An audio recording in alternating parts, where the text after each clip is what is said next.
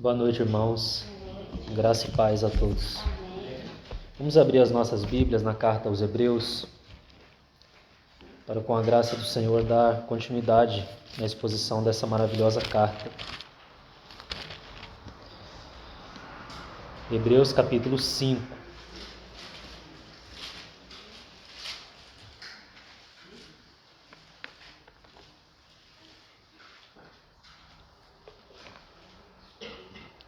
Nós vamos ler dos versos 1 a 10.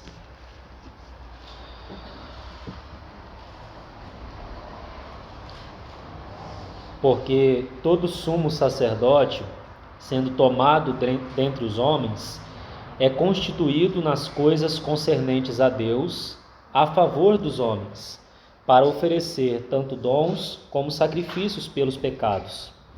E é capaz de condoer-se dos ignorantes e dos que erram, pois também ele mesmo está rodeado de fraquezas.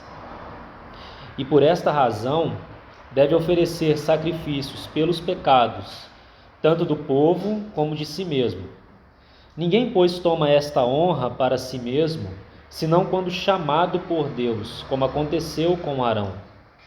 Assim também Cristo a si mesmo não se glorificou para se tornar sumo sacerdote, mas o glorificou aquele que lhe disse: Tu és meu filho, eu hoje te gerei. Como em outro lugar também diz: Tu és sacerdote para sempre, segundo a ordem de Melquisedeque. Ele, Jesus, nos dias da sua carne, tendo oferecido com forte clamor e lágrimas, orações e súplicas a quem o podia livrar da morte, e tendo sido ouvido por causa da sua piedade, embora sendo filho, aprendeu a obediência pelas coisas que sofreu, e tendo sido aperfeiçoado, tornou-se o autor da salvação eterna para todos os que lhe obedecem, tendo sido nomeado por Deus sumo sacerdote segundo a ordem de Melquisedeque. Vamos ter mais uma palavra de oração e entregar esse tempo ao Senhor. Pai, bendizemos o Teu nome, Te louvamos, Te adoramos, Senhor, pelo privilégio de abrir Tua palavra mais uma vez, poder receber luz vinda do Senhor. Te agradecemos pelo Teu Espírito que habita em nós e que nos dá a compreensão da Tua palavra. Porque a Tua palavra ela só pode ser compreendida por meio do ensino do Teu Espírito, Senhor. Porque o homem natural ele não pode entender, ele não pode discernir nada da Tua palavra.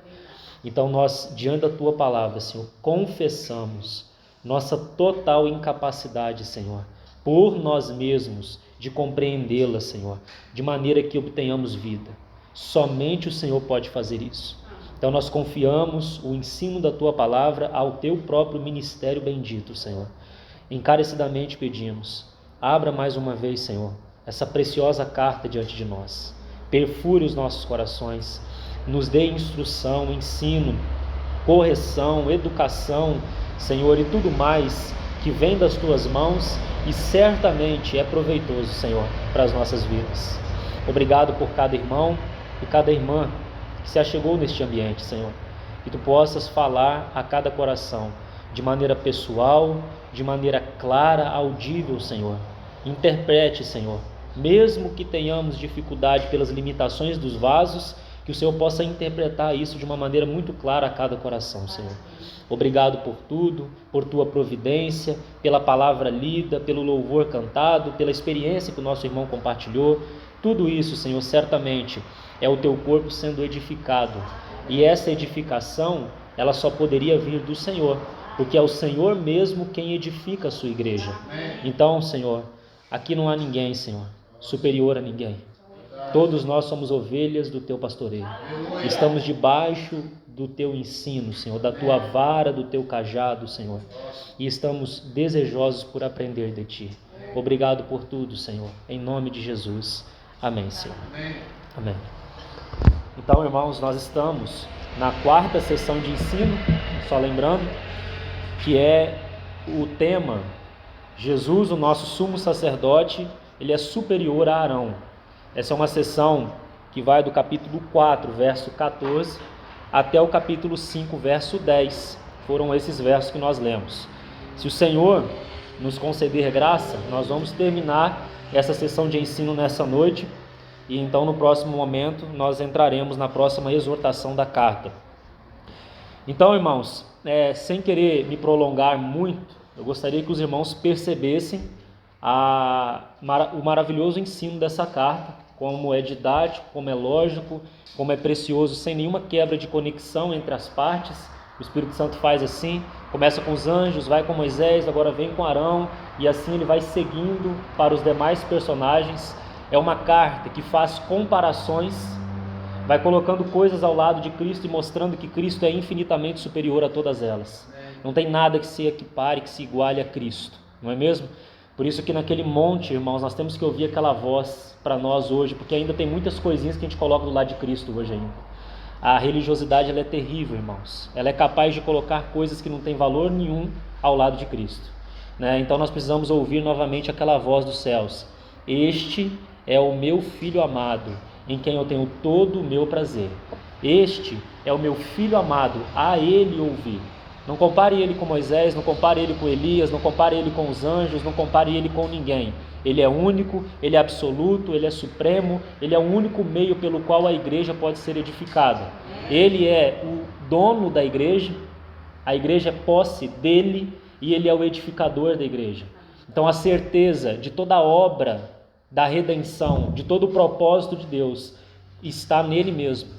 Então, pela graça do Senhor, as portas do inferno não vão prevalecer contra a igreja. Não é mesmo, irmãos? Então, indo rapidamente já para a exposição desses versículos, eu gostaria que os irmãos percebessem que esse verso primeiro, ele começa com um porquê. Você verificou aí que ele começa com um porquê. Isso parece um detalhe, mas quando você vai ler sua Bíblia, irmão, não pare às vezes em alguns capítulos, porque você vai perceber que o assunto é o mesmo no próximo capítulo. Isso é um exercício simples para a sua leitura diária. Às vezes você lê um capítulo e para ali e nem sequer se dá conta de que aquele capítulo ali não encerrou o assunto e você deixou de ganhar algo se tivesse completado a leitura. Então é um exercício simples, mas muito importante para nós, irmãos. Por que começa aí? Ligando então o que vimos anteriormente com o que estamos vendo agora nesses versos seguintes, né? A superioridade de Jesus como o nosso grande sumo sacerdote, né? Então, já quero chamar a atenção para o verso 1, quando diz: porque todo sumo sacerdote sendo tomado dentre os homens. Essa expressão, sendo tomado dentre os homens. Lembre-se, ele está falando dos sacerdotes terrenos, no caso mais especificamente de Arão, certo? E ele está falando a respeito deles para mostrar algo da superioridade de Cristo. Esse contraste não pode ser perdido, porque nós vamos ver alguns detalhes hoje que vão nos ajudar muito quando a gente for lá no Antigo Testamento. Então ele começa dizendo que o sumo sacerdote, o sacerdote do Antigo Testamento, ele era tomado dentre os homens. Ele não era um anjo, ele não era um super-humano, ele era um homem. Ele era um homem fraco, pecador, necessitado da graça. Esse é o contexto anterior, aquele trono de graça estabelecido, misericórdia presente, graça presente para nós, para socorro em ocasião oportuna, como já falado. E esse que era o sacerdote lá da linha de Arão, esse sacerdote, ele era tomado dentre os homens, ele era um pecador necessitado da graça de Deus como todos os outros. Mas, irmãos, por que isso é importante? Porque no caso dele, irmãos, aquele sacerdote que oficiava diante do Senhor e que representava o povo diante do Senhor e o Senhor diante do povo, essas duas linhas, né? Ele ia até o Santo dos Santos uma vez por ano. Nós vamos lá depois, a Levítico 16, os irmãos vão ver isso. Ele ia uma vez por ano, naquele lugar, naquele quartinho, o Santo dos Santos, representando o povo. E ele voltava, então, representando Deus ao povo. Nós vemos isso nas duas funções do Senhor Jesus, como o nosso apóstolo e o nosso sumo sacerdote. Mas no caso do sumo sacerdote terreno, ele mesmo, irmãos, tendo essa experiência de sua própria falência, porque ele mesmo era alguém rodeado de fraquezas, de debilidades, de pecados. Não se engane, ele não era como alguns colocam alguns aí como, parece, né, um ser supremo, acima dos demais. Não, irmãos, nós já nascemos em pecado. E isso o salmista vai dizer, Davi: eu nasci na iniquidade e em pecado me concebeu minha mãe. Mesmo que não tenhamos ainda pecado, nós já somos pecadores, já nascemos pecadores, e por isso que o que sabemos fazer é pecar. Não é mesmo? Então não é diferente com relação a esse sumo sacerdote terreno, porque nós vamos fazer o contraste. Esse sumo sacerdote terreno, ele, por conta da sua própria fraqueza, ignorância, pelo fato dele mesmo errar o tempo todo, ele era capaz de condoer-se dos ignorantes e dos que erram. Pelo fato dele mesmo carecer de misericórdia e graça da parte de Deus, ele olhava para o lado e ele podia também sentir a mesma coisa pelos seus irmãos, aqueles que ele estava representando. Ele não entrava no Santo dos Santos como alguém superior. Por isso que comecei até orando sobre isso. Não há ninguém superior, não é mesmo? A compaixão, a graça e a misericórdia que recebemos do Senhor deve ser a mesma que passamos para os nossos irmãos, porque todos nós fomos feitos por Deus um reino de sacerdotes pelo Senhor.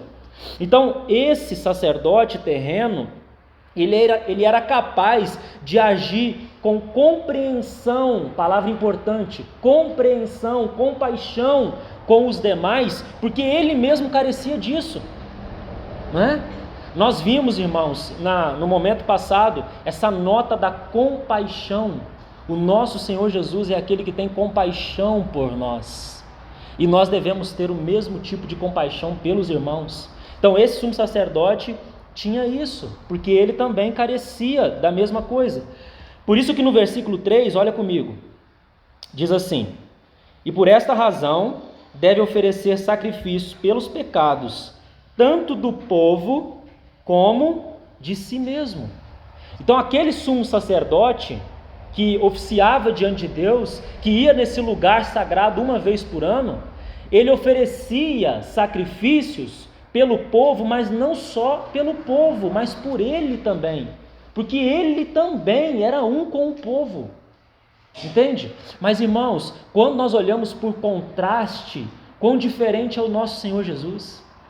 Ele não é um ignorante, ele não é aquele que erra, ele não tem pecado, né? A carta aos Hebreus vai dizer que ele é santo, inculpável, separado dos pecadores e feito mais alto do que os céus, que não carece de oferecer sacrifício por si mesmo. Ele mesmo é o próprio sacrifício para nós, e todos nós carecemos dele, né? Mas eu gostaria de ir a Levítico 16, mas preste atenção aqui, irmãos. Eu quero abrir, já indo para Levítico 16, para os irmãos ver o seguinte: há muita coisa que nós vamos falar aqui nesse texto, que aqui, e isso vai acontecer em muitas partes do Novo Testamento, está resumido, sintetizado. Mas quando você vai para o Antigo Testamento, você tem uma ilustração detalhada, irmãos. Detalhada até mesmo no que diz respeito ao sumo sacerdócio, no caso de Cristo. Nós vemos detalhes do Antigo Testamento que o Novo Testamento não nos apresenta. Ele coloca uma frase e condensa toda a realidade daquela frase, sabe? Às vezes num livro inteiro do Antigo Testamento, você tem a exposição daquela verdade, que no Novo Testamento é traduzido numa frase, numa palavra, numa expressão. Então é muito importante ir ao Antigo Testamento, ver os detalhes, irmãos, e procurar Cristo lá. Ver Cristo. Cristo é a chave das Escrituras. Não tem nenhum cantinho das Escrituras que não tem algo de Cristo. Talvez você não possa ver, eu não posso ver, né, ainda, não recebi iluminação, mas toda a Escritura, irmãos, tem para nos apresentar Cristo. Então vamos a Levítico 16. O chamado dia da expiação. Então, uma vez por ano, conforme vamos ver no relato desse texto, o sacerdote entrava nesse lugar no Santo dos Santos, não é mesmo? E os irmãos vão ver os detalhes disso, e nós vamos poder ver na linguagem do Novo Testamento como isso é impressionante, irmãos, maravilhoso. Então vamos iniciar desde o verso 1. O dia da expiação. Expiação significa literalmente tirar a culpa, não é? Ela é correlata com a palavra propiciação no Novo Testamento. Vamos ao verso 1. Falou o Senhor a Moisés, depois que morreram os 2 filhos de Arão, tendo chegado aqueles diante do Senhor. Então disse o Senhor a Moisés: dize a Arão, teu irmão, que não entre no santuário em todo o tempo, para dentro do véu, diante do propiciatório que está sobre a arca, para que não morra. Então ele não tinha permissão para entrar nesse lugar sagrado quando quisesse. Ele entrava uma vez por ano. Diferente de Cristo, que entrou uma vez para sempre. Então você já está vendo o primeiro contraste aí. Porque aparecerei na nuvem sobre o propiciatório. Os irmãos sabem, né? A arca, como que é assim um caixote, né, irmãos? Os irmãos entenderem. E você tinha em cima uma tampa que se chama propiciatório, que era o lugar onde o sacrifício era realizado. E entre a tampa e o propiciatório você tinha uma bordadura que ligava a arca com o propiciatório. Era ligado de maneira inseparável, assim como Cristo e sua obra são inseparáveis. A arca, pessoa humana e divina de Cristo, e o propiciatório, a obra de Cristo, lugar onde o sacrifício era realizado. Verso 3. Entrará Arão no santuário com isto: um novilho para oferta pelo pecado e um carneiro para holocausto. Irmãos, isso é lindo. Vejam os detalhes, porque os diferentes sacrifícios, as diferentes ofertas são diferentes facetas da obra de Cristo, que é o verdadeiro Arão, o verdadeiro sumo sacerdote. Então aqui está falando de duas ofertas, não são a mesma coisa. Levítico tratou delas no início do livro. Nós temos a oferta pelo pecado, aqui descrito, e a oferta do holocausto. Se você ler o início do livro de Levítico, ele começa com a oferta de holocausto. A oferta de holocausto, irmãos, era uma oferta que era toda queimada para Deus. O homem não tinha participação nenhuma. Ele não se apropriava de nada do holocausto. O holocausto era uma oferta inteiramente queimada para o Senhor. Como que nós vamos traduzir isso para a linguagem do Novo Testamento? Nós vamos traduzir da seguinte forma, irmãos. Há um aspecto da obra de Cristo que o homem não tem participação, que é toda para Deus. Tanto em sua vida, quanto em sua morte, a primazia é para Deus. Nós vemos isso, por exemplo, nas 6 horas que o Senhor Jesus ficou pendurado na cruz. Nas 3 primeiras horas, não houve manifestação. Ali nós temos manifestação da natureza. Ali nós temos o holocausto. Cristo se oferecendo ao Pai. É a justiça, é a santidade, é a glória de Deus. É isso que está aí na oferta de holocausto. Tudo para Deus. Então a natureza não se manifesta nas 3 primeiras horas da cruz. Depois nós temos mais 3 horas. E o que acontece, irmãos? Parece que o mundo entra em colapso. A natureza se manifesta. O que nós temos nessas outras 3 horas? A oferta pelo pecado. Aí entra o homem. Então, irmãos, nós não podemos inverter essa ordem. Aqui elas aparecem por conta da experiência. Mas em essência, primeiro vem o holocausto, depois você tem a oferta pelo pecado. É Cristo satisfazendo a Deus e então Cristo tendo algum tipo de efeito para o homem. Ele mesmo sendo o nosso sacrifício. As duas ofertas. Então ele vai entrar dessa forma. Verso 4. Vestirá ele a túnica de linho sagrada, terá as calças de linho sobre a pele, cingir-se-á com o cinto de linho e se cobrirá com a mitra de linho. São estas as vestes sagradas. Banhará o seu corpo em água e então as vestirá. Outra vez, você já se perguntou por que esse monte de linho aqui? Nós já estudamos o tabernáculo, irmãos. Vimos esses detalhes todos. Por que esse monte de linho? Linho, uma vestimenta inteira de linho. Por quê? Porque esse sacerdote que entrava lá dentro, ele não podia suar. Ele tinha que entrar com uma roupa levinha, porque não é obra de homem. O linho na Bíblia tipifica a justiça de Deus.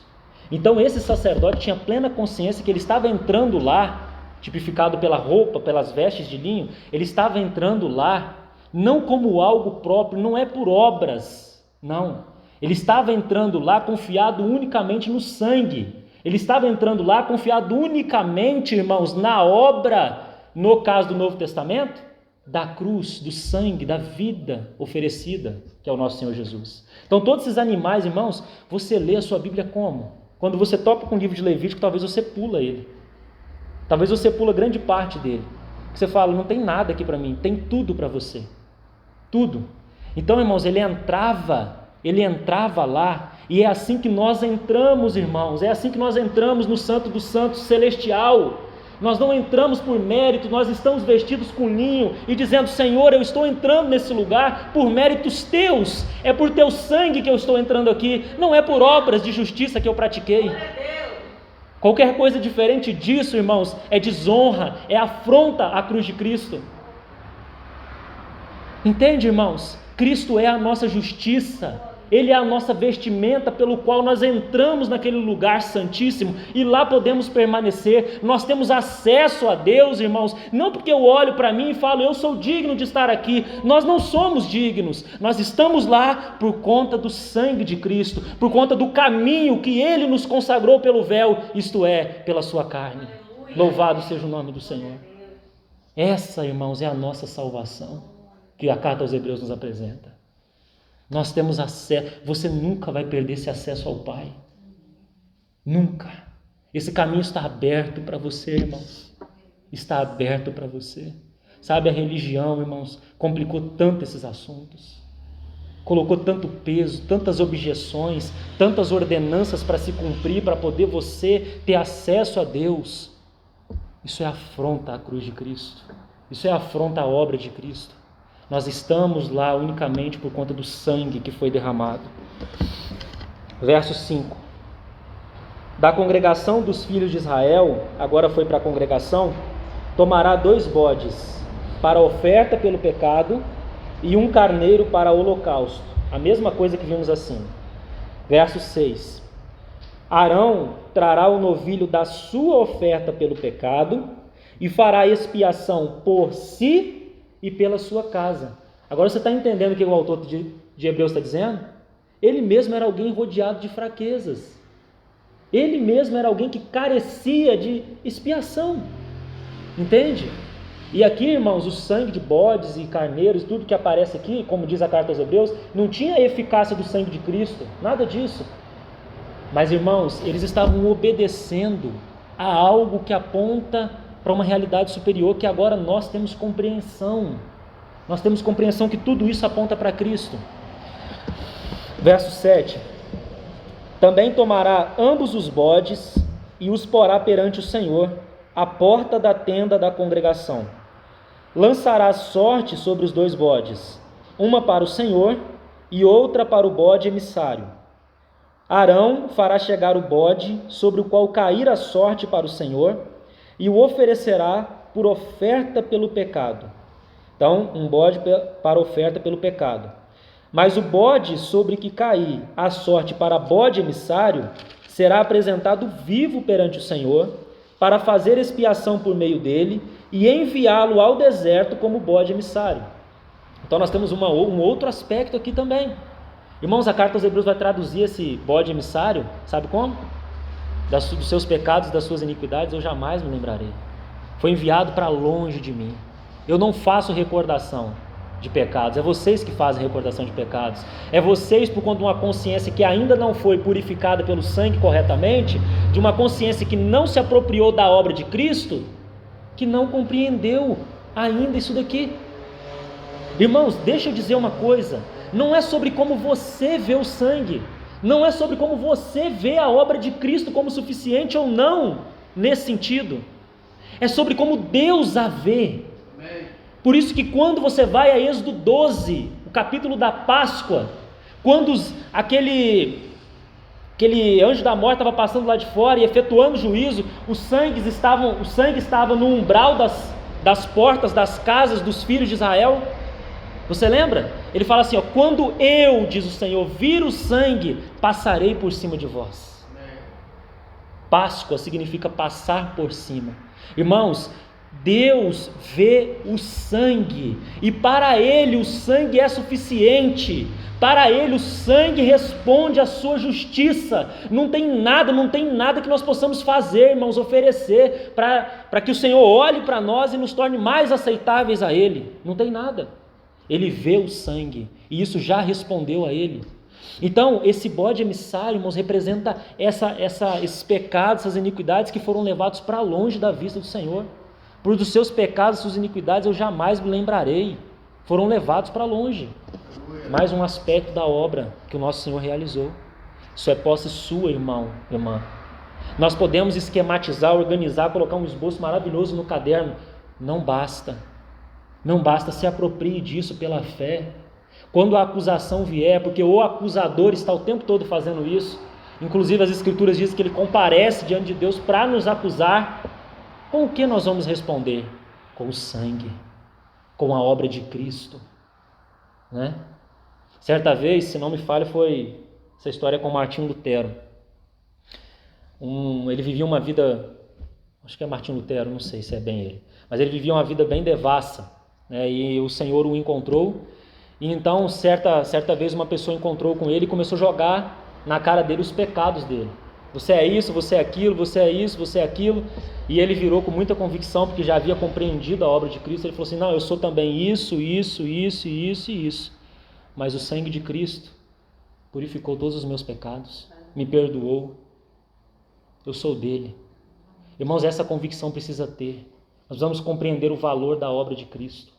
Caso contrário, nós vamos ficar divagando em incertezas. O tempo todo em incertezas. Um dia nos sentimos no céu, outro dia no inferno. Sendo que nunca saímos da nossa posição em Cristo. Nós ficamos divagando em nossa experiência, porque estamos olhando para o lugar errado. Sabe, irmãos? Estamos olhando para o lugar errado. Mas, irmão, nós não temos que ser transformados, sim, mas a nossa transformação vem como, irmãos? Justamente apreciando isso. Justamente apreciando a obra de Cristo, a pessoa de Cristo, que nós vamos sendo transformados. Vamos ao verso 11. Levítico 16, 11. Arão fará chegar o novilho da sua oferta pelo pecado, e fará expiação por si e pela sua casa, e imolará o novilho da sua oferta pelo pecado. Tomará também de sobre o altar o incensário cheio de brasas de fogo, diante do Senhor, e 2 punhados de incenso aromático bem moído, e o trará para dentro do véu. Porá o incenso sobre o fogo, perante o Senhor, para que a nuvem do incenso cubra o propiciatório, que está sobre o testemunho, para que não morra.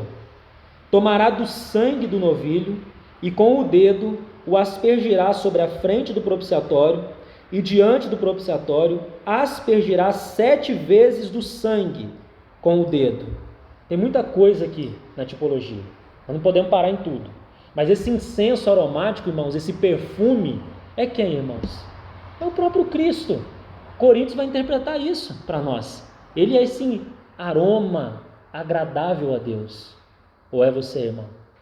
É Cristo, não é mesmo? E aqui há um detalhe que eu quero chamar a atenção no verso 14, que nós temos falado da realidade, do valor do sangue. Nós temos aqui o sangue aspergido 7 vezes. Você se pergunta, irmãos, quando você lê sua Bíblia, você fala: mas gente, olha quanto detalhe, quanta cerimônia, né? Tem que cumprir isso e aquilo, e aspergir o sangue quantas vezes, e o bode emissário enviar e fazer isso e aquilo. Irmãos, todos esses são detalhes que no Novo Testamento são apresentados de forma resumida, sintetizada, mas que no Antigo você tem como que uma grande maquete detalhando essas expressões que encontramos no Novo. Então, o 7 na Bíblia aponta para algo perfeito, pleno.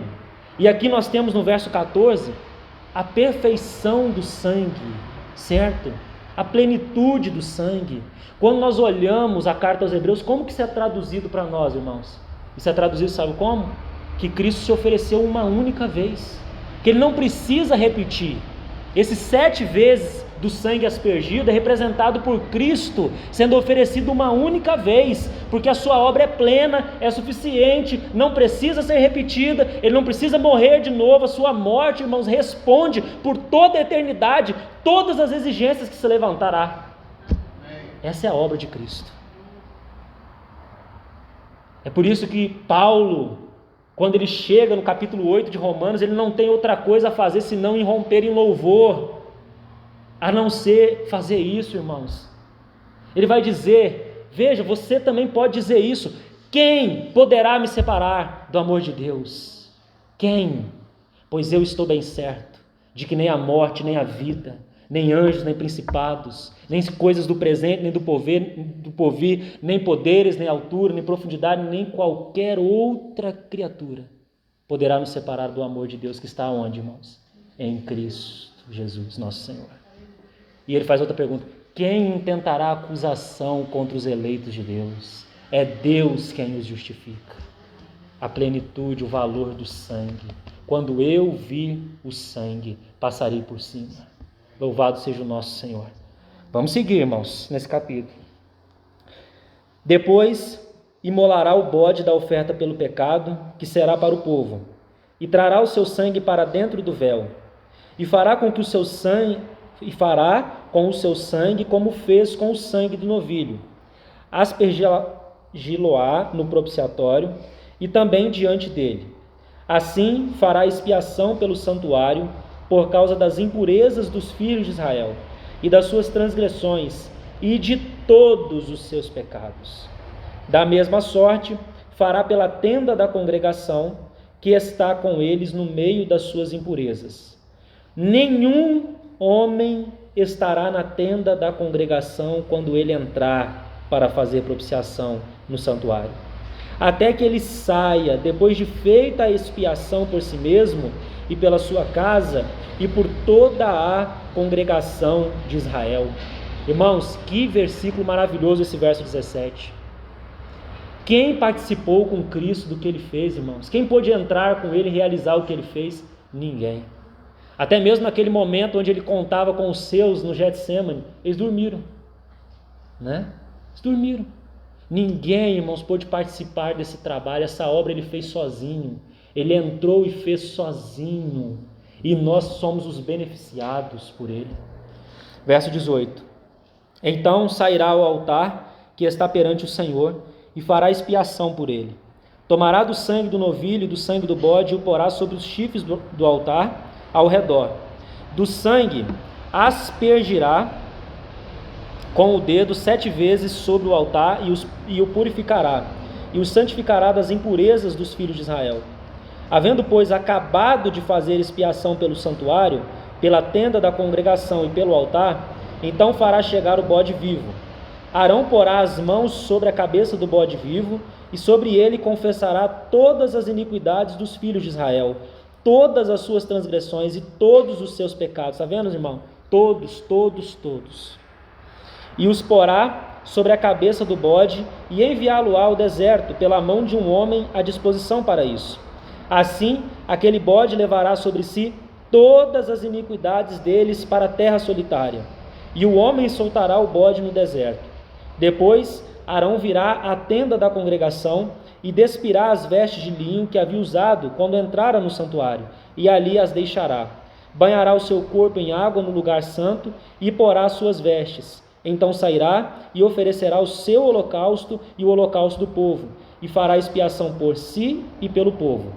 Também queimará a gordura da oferta pelo pecado sobre o altar. E aquele que tiver levado o bode emissário, lavará as suas vestes, banhará o seu corpo em água e depois entrará no arraial. Mas o novilho e o bode da oferta pelo pecado, cujo sangue foi trazido para fazer expiação do santuário, serão levados fora do arraial. Porém as suas peles, a sua carne e o seu excremento se queimarão. Aquele que o queimar lavará suas vestes, banhará o seu corpo em água e depois entrará no arraial. Agora redobre a atenção, estamos concluindo esse capítulo. Isso vos será por estatuto perpétuo. No 7º mês, aos 10 dias do mês, afligireis a vossa alma e nenhuma obra fareis. Nem o natural, nem o estrangeiro que peregrina entre vós.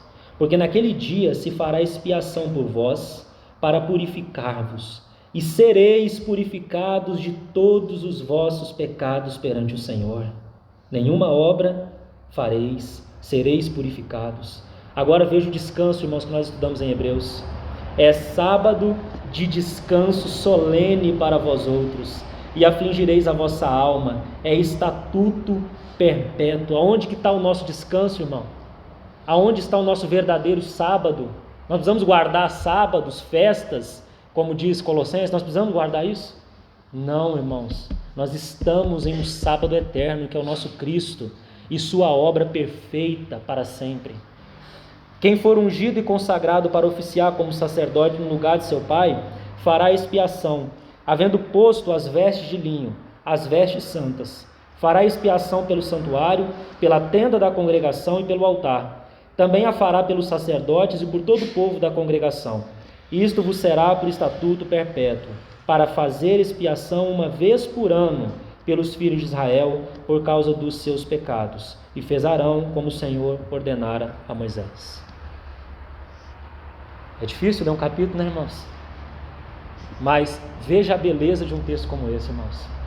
Tudo isso é o pano de fundo que nós estamos vendo em Hebreus. Irmãos, veja quantos aspectos da obra de Cristo nós vimos. E em especial, os irmãos notaram quantas vezes o texto repetiu que Arão oferecia sacrifício por si, pelos da sua casa e pelo povo? O texto repetiu isso algumas vezes. É daqui que o autor, inspirado de Hebreus, retirou o que nós vimos lá, de que ele é capaz de condoer-se. Ele está falando do sacerdote terreno. Ele é capaz de condoer-se porque ele mesmo é um ignorante. Ele mesmo carece da graça e da misericórdia de Deus. Agora, irmãos, quanto ao Senhor Jesus, olhando agora a carta aos Hebreus, nós podemos entender o valor, por exemplo, da encarnação e do fato dele ser aperfeiçoado como homem. Porque, irmãos, o nosso sumo sacerdote, ele é muito superior ao sacerdote terreno. Ele não tem pecado, como já dito, ele não é um ignorante, ele não erra. Mas, irmãos, devido à sua natureza humana, a ele conhecer o que é a humanidade como nenhum outro homem conheceu, porque ele não tem pecado, ele é capaz de muito mais do que o sacerdote terreno se condoer também dos ignorantes dos que erram. Irmãos, isso significa o que nós já vimos na vez passada. O Senhor não é indiferente a nós. Ele tem compaixão, ele tem esse condoer-se, que significa, irmão, sabe o que significa condoer-se? É uma menção única no Novo Testamento, você não encontra em nenhum outro lugar que essa palavra no original aparece. Vamos lá a Hebreus para você sublinhar essa palavra no seu texto aí. Hebreus capítulo 5, que nós estamos vendo.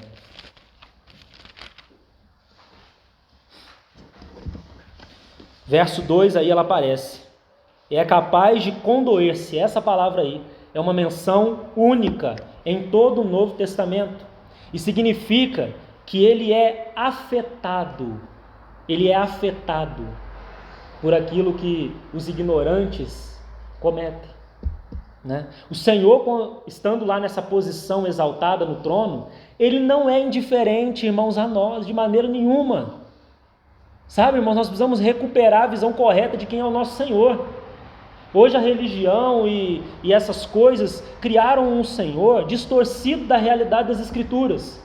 O nosso Senhor Jesus não é alguém distante, não é alguém indiferente, não é alguém que não liga para o seu povo. Isso não é verdade. O que nós vemos aqui é um Senhor que é apto para nos socorrer, que estende as mãos, que sente as nossas aflições, que são reais, porque Ele mesmo, irmãos, como homem, experimentou tudo isso. Claro que sem pecado, mas Ele experimentou. Ele experimentou tristezas, dificuldades, obstáculos no seu dia a dia. Ele teve que aprender, ele teve que crescer, ele teve que ganhar conhecimento das coisas. Ele foi um homem, não foi um super-homem. Por isso que essa tomado dentre os homens, a carta aos Hebreus tem uma palavra-chave que é participou. Cristo participou de carne e sangue, ele também foi tomado dentre os homens, diferente de todos os outros porque ele é sem pecado, mas ele foi tomado dentre os homens porque ele é um homem real. O nosso sumo sacerdote é divino, mas também é humano, é alguém que se condoece, que tem compaixão, que sente.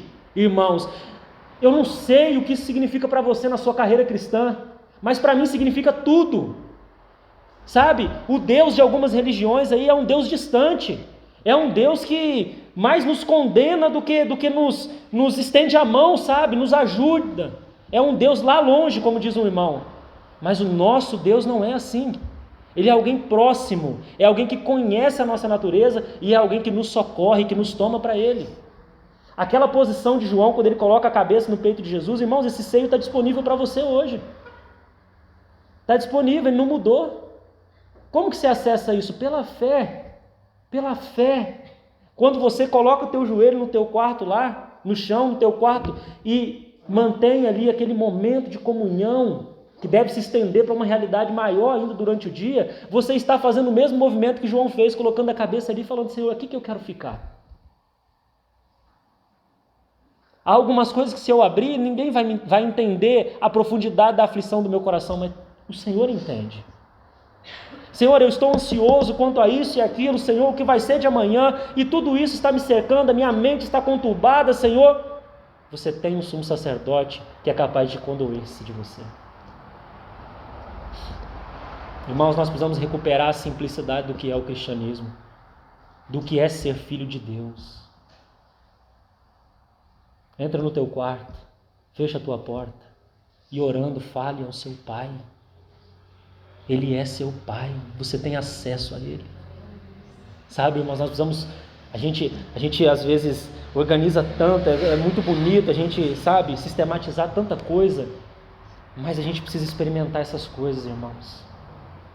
Experimentar, lance sobre Ele toda a vossa ansiedade, Ele tem cuidado de vós. Observai as aves dos céus, observai os lírios do campo. Eles não semeiam, nem ajuntam em celeiros, contudo vosso Pai a sustenta. E uma pergunta para você: não valeis vós muito mais do que eles?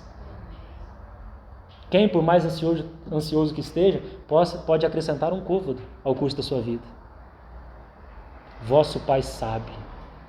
Irmãos, não permita que nada te roube isso na sua experiência com Ele. Nada se interponha aí entre você e Ele. O nosso sumo sacerdote conhece muito bem as aflições do nosso coração. Olhando ainda para o verso 1, também diz que Ele é constituído nas coisas concernentes a Deus a favor dos homens, ainda falando lá do sumo sacerdote terreno.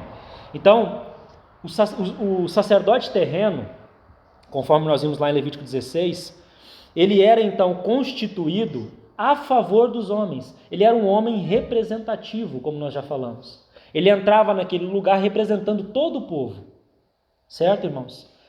E quando nós olhamos para o nosso sumo sacerdote, isso também não é verdade? Olha comigo, irmãos, capítulo 9, verso 24 dessa carta aos Hebreus.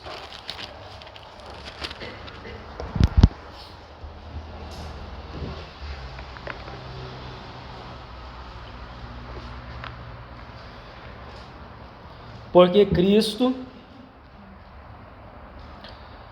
não entrou em santuário feito por mãos, como aquele sacerdote terreno, nós vimos lá em Levítico 16. Figura, aquele tabernáculo terreno era o quê? Figura do verdadeiro, daquele que tem realidade.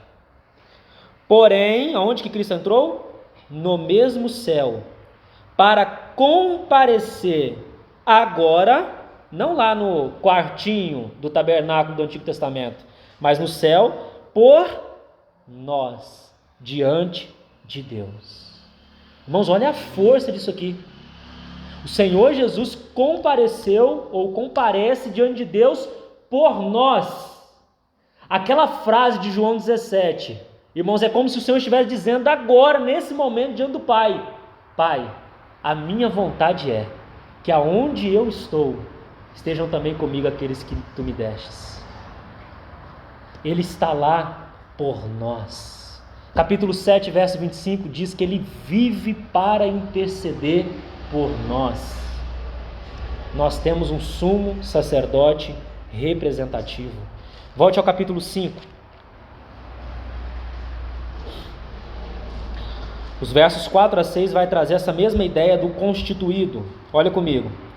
Ninguém, pois, toma esta honra para si mesmo, senão quando chamado por Deus, como aconteceu com Arão. Ou seja, ninguém se torna um sacerdote por vontade própria. Assim também Cristo, a si mesmo não se glorificou para se tornar sumo sacerdote, mas o glorificou aquele que lhe disse. Quem é aquele, irmãos? Que diz: Tu és meu filho, eu hoje te gerei. Como em outro lugar também diz: Tu és sacerdote para sempre, segundo a ordem de Melquisedeque. Você está vendo? Então ele está dizendo, olha, o sumo sacerdote, ele não se autonomeava, ele não tomava essa glória por vontade própria, né? Ele era constituído por Deus. Assim também Cristo, ele não tomou essa glória por si mesmo. Veja o que diz, anote alguns textos aí. João 8,54. Diz assim: respondeu Jesus: se eu me glorifico a mim mesmo, a minha glória nada é. Quem me glorifica é meu Pai, o qual vós dizeis que é vosso Deus. Quem me glorifica é meu Pai. Salmo 110, verso 1. O Senhor jurou e não se arrependerá. Tu és sacerdote para sempre, segundo a ordem de Melquisedeque. Quem fez esse juramento? O Senhor, o Pai. Por quê? Porque não tem ninguém superior a Ele, por quem Ele possa jurar. Então Ele jura por si mesmo, e o seu juramento não volta atrás. Cristo foi constituído sumo sacerdote para sempre. Hebreus 7,17 diz assim: porquanto se testifica, tu és sacerdote para sempre, segundo a ordem de Melquisedeque. E agora esse último texto eu queria que você abrisse comigo, capítulo 7, verso 20 em diante, 20 a 22.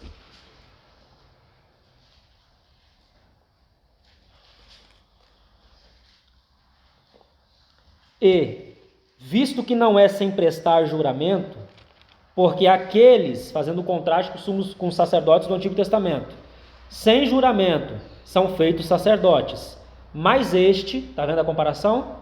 Com juramento, por aquele que lhe disse: o Senhor jurou e não se arrependerá, tu és sacerdote para sempre. Por isso mesmo, Jesus se tem tornado fiador de superior aliança. Irmãos, que coisa tremenda.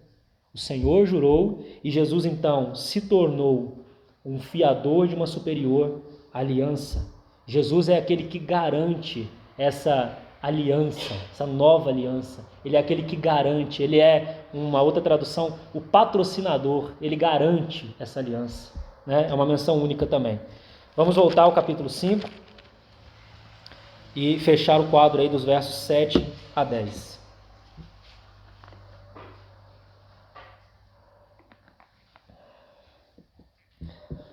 Ele, Jesus, nos dias da sua carne, tendo oferecido com forte clamor e lágrimas orações e súplicas a quem o podia livrar da morte, e tendo sido ouvido por causa da sua piedade, embora sendo filho, aprendeu a obediência pelas coisas que sofreu. E tendo sido aperfeiçoado, tornou-se o autor da salvação eterna para todos os que lhe obedecem, tendo sido nomeado por Deus sumo sacerdote segundo a ordem de Melquisedeque. Irmãos, a maioria dos eruditos concordam que essa passagem que nós acabamos de ler faz referência a um evento importante da vida do Senhor, ao Getsemane. Esses versos nós acabamos de ler, versos 7 a 10, faz referência a um evento que é o Getsemane. Irmãos, também me perguntei, né, eu já tinha acesso a isso, a essa informação, mas me perguntei, dentro do que nós temos construído na carta, por que o Getsemane aparece aqui nesse contexto, né?